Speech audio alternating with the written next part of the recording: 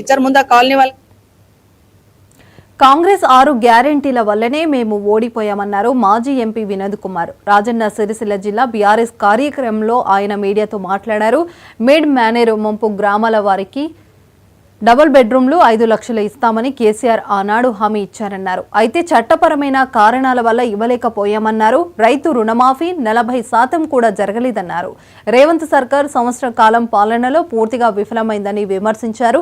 6 గ్యారెంటీల అమలు వైఫల్యంపై ఇంటింటి ప్రచారం చేస్తామన్నారు.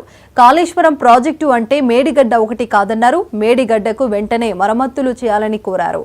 ఇక భూ కబ్జాలపై కోర్టులో క్వాష్ పిటిషన్ వేయబోతున్నామని అన్నారు. జిల్లా అభివృద్ధి ప్రదాత కేటీఆర్ గారి నాయకత్వం వర్ధిల్లాలి. కేసీఆర్ గారి కేటీఆర్ గారి నాయకత్వం వర్ధిల్లాలి. జై తెలంగాణ. ఈ మధ్య కాలంలో మన గౌరవ ముఖ్యమంత్రి గారు రేవంత్ రెడ్డి గారు మరి ఇక్కడికి రావడం, అంటే మన జిల్లాకి రావడం, వేములవాడకి దేవాలయాన్ని దర్శించుకోవడము, అంత క్రితము మరి ఇక్కడ అంటే వేములవాడ శాసనసభ్యులుగా గెలిచినటువంటి ఆది శ్రీనివాస్ గారు, అదేవిధంగా ఈ జిల్లా అంటే పూర్వపు జిల్లా నుండి ప్రాతినిధ్యం వహిస్తున్నటువంటి మంత్రివర్యులు అందరూ కూడా ముఖ్యమంత్రి గారి పర్యటన ముందు ఇక్కడికి వచ్చేసి ఒక ముఖ్యమైన విషయాన్ని మేము ప్రకటించబోతున్నాము.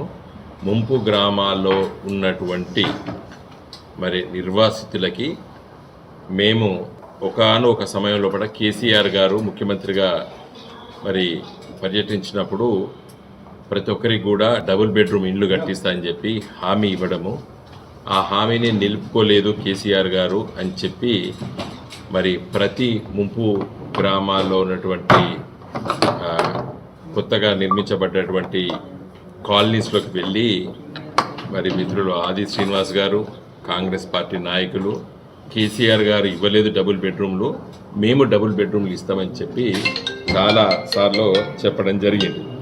అయితే చెప్పే సందర్భంలో అతి ముఖ్యమైనటువంటి విషయం ఏంటంటే ఆ రోజు కారణాలు ఏంటి అవన్నీ కూడా చట్ట ప్రకారంగా కేసీఆర్ గారు ఇచ్చిన హామీని నిలబెట్టాలని చెప్పి మేమందరం కూడా ప్రయత్నం చేస్తాం.